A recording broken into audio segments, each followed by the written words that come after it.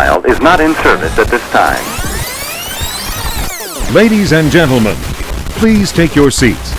The show is about to begin. Good evening, South Africalings. Wow, can you hear those parakeets? Hey, making a big noise. It's like the birds. There go the hardy-daws. We are captioning a symphony as we speak. Speaking of those parakeets, we've got some pecanut trees behind me. You can't really see them, not really. But yeah, the parakeets. The story goes that some escaped from some kind of bird enclosure many years back, and they've actually bred in the Sandton area, and they are now a big flock. Yeah, and they love the pecanuts. But anyway, speaking of trees, here's another story. This massive tree behind me, this aloe, check that. That's an absolute beast, hey? Now there's a story behind that tree.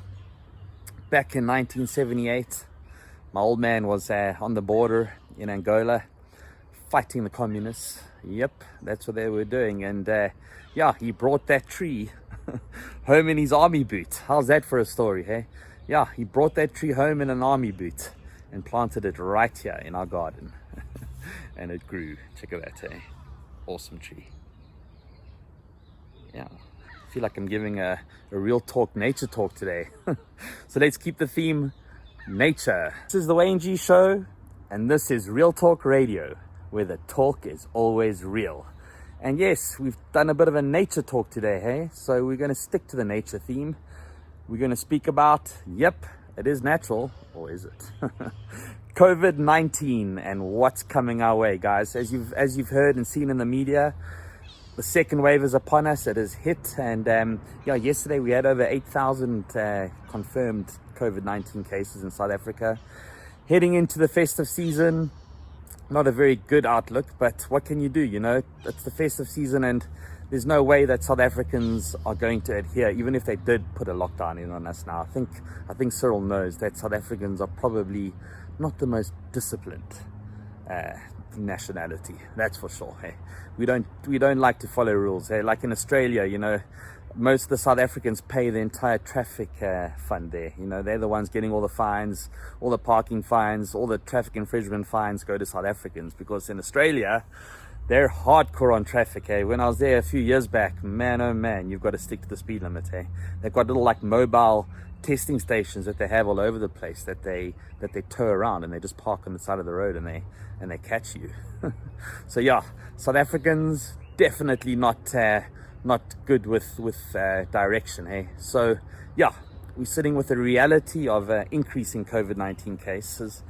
Yeah, matric rage. All the students went down to the coast and had a big party, and you know those two students are. Those raging hormones and how they behave, and you know how it was when you were a teenager, hey? Couldn't keep anything to yourself, so the COVID was spread. It was spread all around Ballito, all around Umhlanga Rocks. It went everywhere, and then it came back to Joburg and infested the homes. And yeah, definite super spreader, and that's what's happening now, guys. COVID-19 is upon us again, and yeah, I think that big get-togethers and social gatherings, as deadly as the epidemic is, or as non-deadly, or as viral, or as non-viral, or you know, whatever you think about it, some people don't believe it even exists, which is a bit strange. It definitely exists. The only question I have about it is, how deadly is it? You know, I don't question its existence, but I do question how deadly it is. So yeah, that's my thoughts on that one. But yeah, we do have a problem, and you know, it's not really up to us, hey. You know, we can say whatever we want about COVID. You know, we can decide not to wear our masks. We can wear our masks. We can do some social disobedience and choose not to. You know, whatever we want to do, it's our right. You know, it's our human right to pretty much govern ourselves in most ways. Also, we think. But yeah, that's just the way it is for us, and we definitely have to follow a lot of regulations and adhere to them with the protocols, but we don't. You know, like I was saying earlier, South Africans aren't disciplined at all. You know, people are running around not behaving themselves whatsoever, and this season you just add alcohol and you've got a cataclysmic reckoning happening. It's going to happen and it's going to go down. So you know what I'm predicting?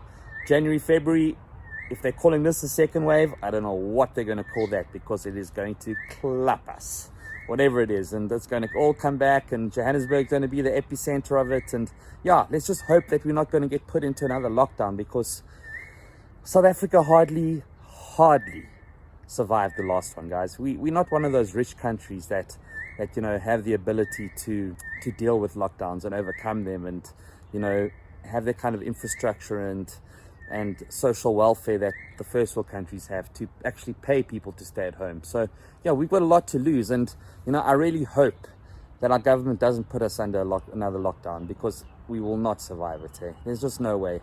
It's not possible. And you know, most of us have just come out of the second lockdown, or most of us have just come out of the first lockdown. Financially, you know, the first lockdown took its toll on a lot of small business owners, and you know, most of them have just clawed their way out of it now. And yeah, those that survived, many didn't survive. So yeah, they were just in the barren wasteland of the cemetery of COVID. But the rest of the businesses that survived have just narrowly survived, besides a few PPE companies set up by our government. Yeah, they did a bit more than survive. I'm seeing some beautiful Range Rovers, Bentleys, you name it, cruising around Joburg with new plates on. PPE cars all around, guys. They scored big time. Made big bucks. Selling masks for like $500, and yeah, like a case of sanitizer for 20 grand. Let's do it. Never a dull moment, guys. But yeah, you know, I just hope that whatever happens over this festive season, that we can at least try and, you know, take care of ourselves. You know, besides what our belief systems are, you know, it doesn't really matter what you believe or how you believe it. I think that let's just try and not become super spreaders. You know, let's try and just do the basics, you know, just the basics. Wash your hands, do a bit of social distancing, try not to put yourself in vicarious positions, and, you know, become a spreader, because that's what happens. More people together, more spreading, government panics, puts in harsh restrictions, and we all suffer, irrespective of your belief system. Whatever you believe in your head, whatever you think about, you know, COVID-19, if you think it's a conspiracy theory or not, or whatever, it doesn't matter. What matters is what the government thinks, because they're the ones making the laws. So if we go and misbehave ourselves and not even adhere to basic protocols, they're going to think that we don't care. They're going to think we don't care. And then what? What happens then? The country goes into a massive third wave, because this apparently is a second wave. So whatever's going to come in February and March and April is going to be the third wave. And what's going to happen then? You know, are we going to go into another lockdown? I don't want to. I definitely don't want to. And I think there'll be a lot of anarchy and a lot of unrest and a lot of disobedience if it came to that. But do we want it to come to that? We don't. But, you know, I'm a skeptic. So I don't even know if it's too late. That old saying, the cat's out the bag, I think it rings true. I think we've done what we can do. And it's really up to us now. It's up to us to try and minimize how we act as individuals. You know, if we can minimize us becoming contagious and spreading it to another person, that's doing a lot. You know, one person does something, the next person does something, the next person, and then you have this, like, you know, quantitative growth in people just behaving themselves slightly. Imagine just mitigating COVID a little bit, that, you know, we don't get these massive spikes in numbers. It's a thought, guys. I think if each one of us just thinks about it, and, you know, even if you hate masks, just wear it in public. You don't have to wear it at home. You don't have to wear it in the car. Some people do. But anyway, you know, just when you're out and about and there's lots of people around, just put the mask on. You know, you don't look like a baby with it on, and you don't look like you're letting down the force by wearing a mask, and, you know, not being patriotic or whatever, to whatever cause you believe in. It doesn't matter. Just put the mask on. It'll stop a few water vapor droplets going out your mouth and falling onto somebody else. And yeah, that's just how it works. That's just the way it works. Anyway, guys, that's my real talk for today. This is the Wayne G Show, and this is Real Talk Radio, where the talk is always real. Peace and love.